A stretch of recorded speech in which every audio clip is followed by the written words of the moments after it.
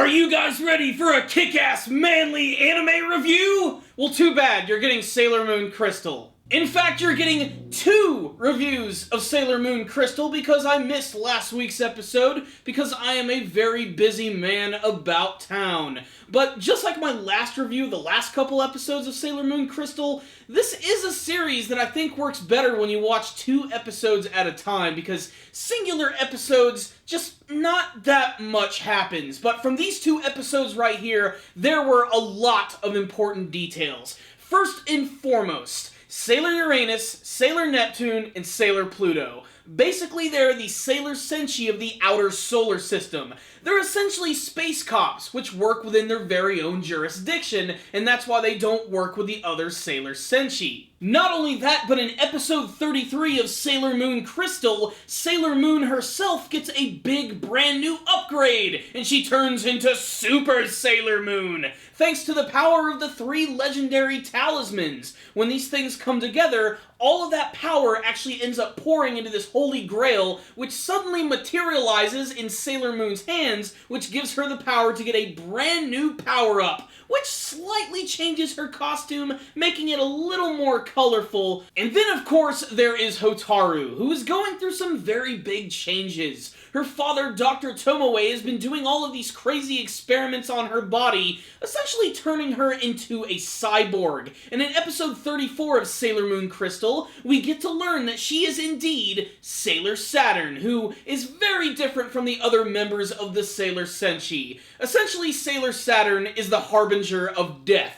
A guardian kill switch, if you will, that comes in at the last second when things are at their worst, and she destroys everything with one swing of her sharp glaive. After learning all of these important details, this is where we learn that Sailor Uranus, Neptune, and Pluto are actually trying to kill Hotaru before she can become Sailor Saturn, because if she does, everything is going to be destroyed. Already, this is going to bring up a lot of conflict with not just Sailor Moon and the other Sailor Senshi, but of course, Sailor Chibiusa, who has a very strong friendship with Hotaru. And she even sees in these couple of episodes that she is being experimented on, and there's a lot of creepy scenes where her arms are actually all like completely exposed. You can see all the musculature, not to mention all of the weird mechanics which are inside of her body. Not only that, but she has something of a split personality. Not exactly Sailor Saturn, but something else which has been created by Dr. Tomoe and all of the creepy stuff with Master Pharaoh 90, because at the end of episode 34, she goes through this big transformation sequence where she basically turns into an older, evil version of herself, which can actually weaponize her hair, transforming it into hands, which have the power to rip away a Sailor Senshi's powers. She actually attacks Sailor Chibiusa, takes away her transformation sequence, and this actually renders her dead.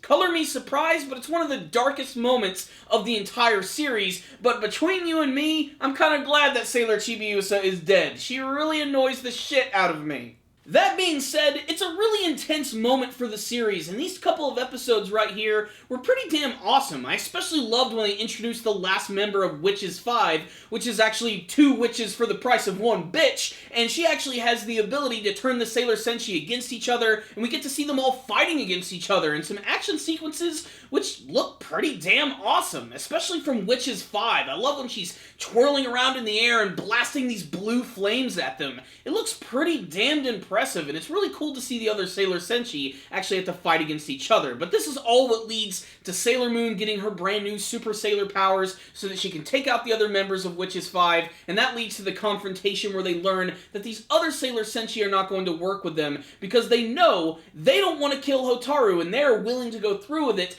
if it means actually saving the planet. In fact, Sailor Saturn is one of the reasons why Silver Millennium was destroyed in the first place. It's the reason it no longer exists. It's basically the last-ditch effort to save the universe from evil by destroying everything. It's a little counterintuitive, but still it adds a nice little layer of depth to some of these characters, and the character of Hotaru is already a million times more interesting now that we learned that she's essentially the Majin Buu of the Sailor Moon universe. If there's one thing that I can definitely take away from these couple of episodes, it's this.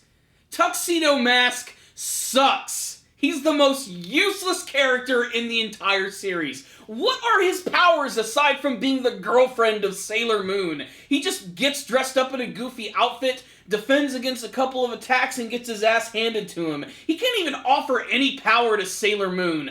Hell, I like Sailor Chibiusa more. And I know I hate on Sailor Chibiusa a lot, but she is a lot more tolerable in this series than she was in the original one from the 90s, especially the way that they've built up her relationship with Hotaru. You can really feel your heart break at the end of that episode when she has her powers taken away, betrayed by her friend, and the legendary Silver Crystal has been obtained by this brand new evil adult version of Hotaru.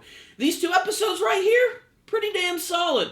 So what's the rundown on these two episodes of Sailor Moon Crystal? This season is so much better than the first season by such a long shot! The characters, the motivation, the action sequences, all the dramatic moments, they managed to hit at home. I really love the concept of these other Sailor Guardians from another galaxy who don't want to get involved with the other ones. Basically, the Sailor Senshi's job is just to protect Queen Serenity, and the other Sailor Senshi just work outside the lines. Basically, you could compare them to cops from a completely different jurisdiction.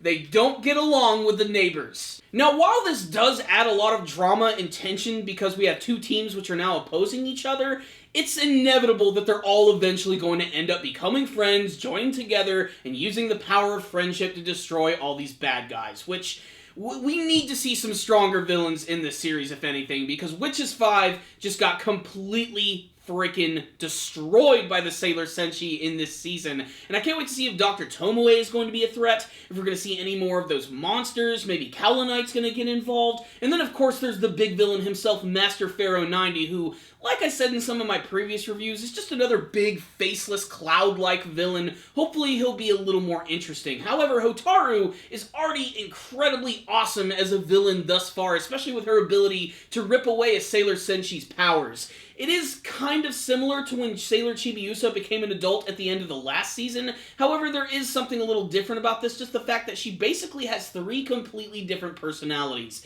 That of Hotaru, that of this brand new evil version, and then of course the harbinger of all that is death, Sailor Saturn. And Sailor Saturn looks awesome. I loved seeing that flashback. It was very eye-opening to see that she was one of the main causes as to why Silver Millennium never came back, and why everything was just simply destroyed, also leading to learn how these other brand new Sailor Senshi were actually reincarnated on Earth. And that's another important detail. It's when the talismans actually come together that Sailor Saturn is actually going to be summoned.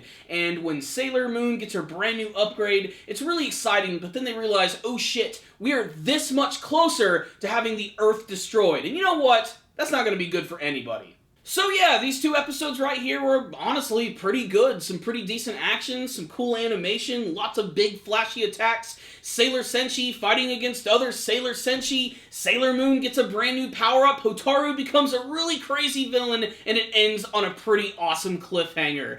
It still surprises me how I actually do look forward to watching Sailor Moon Crystal every week. Something I couldn't say about the first season of the show, and something that I just cannot hammer home enough. So, these two episodes really were both great in their very own right. They did have some minor flaws, mostly in the pacing, and some of the animation is overused a little too much. That being said, this is still a pretty good adaptation of Sailor Moon as far as I'm concerned, so I'm going to give both episodes a 4 out of 5. Check them out, Sailor Moon fans. You might see something you like. But if any of you did watch these episodes right here, why don't you tell me what you thought about them in the comments section below? Were you shocked by all of the twists and turns? Did you have a favorite scene from either of these episodes? What do you want to see from the rest of the third season of Sailor Moon Crystal? Please tell me in the comments section below. You guys are awesome! Thank you for watching this review. I really appreciate it. If you want to help support the channel, maybe you could hit that like button or subscribe to the channel and see all the latest anime and manga reviews and our weekly podcast show. Make sure to check out all the other cool stuff in the description box as well. Thank you guys again for watching, and as always, stay dandy, baby!